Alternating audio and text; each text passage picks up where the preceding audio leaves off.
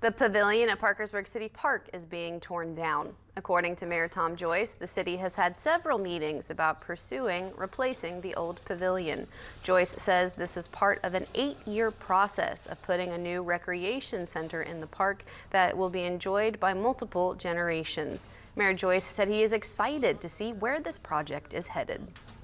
We're going to have a much better place to do lots of different types of activities, most of which they've been doing in the city park for generations. Our fairs and festivals, the turkey trot, all these things are going to have a better home. So I'm excited about it. I know that there are still some in the community who are unhappy with it, but I've talked to a vast majority of folks who say, you know, the pavilion has outlived its usefulness, and it's time to build something that's more commensurate with the year 2024.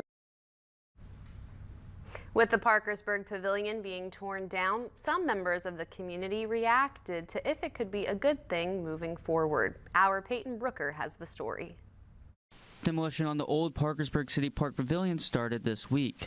Some members of the community had similar thoughts on the old building. Brett Limley says he was surprised with the choice to tear it down, but understands and says it's best for the future. Kind of like in shock, but hopeful for the future, because it's something that the city's had for years, but growing for the future, I mean, that's something important for everybody. Alan Chichester adds that changes are needed to help the city of Parkersburg continue to thrive. Around the area, we've been doing a lot of changes in the area overall, including the pavilion.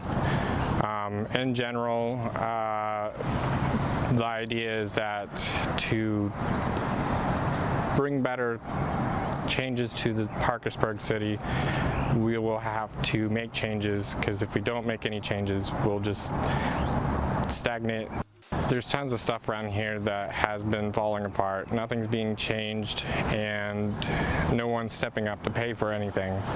It's all the same. People are holding on to memories of the past, and they don't want anything to change. Limley says he recalls fond memories and past community events put on in the old pavilion. I remember when they had the honey festival over here. Inside, they had, like, when I was a little kid, I remember they had the bearded man with the honeybees around his face. I remember that, and different things that the community put on throughout the years.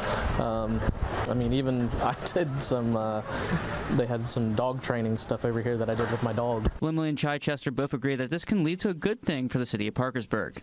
I think I'm content with how it is. I don't think how it affects anything really too much, the way they have it set out.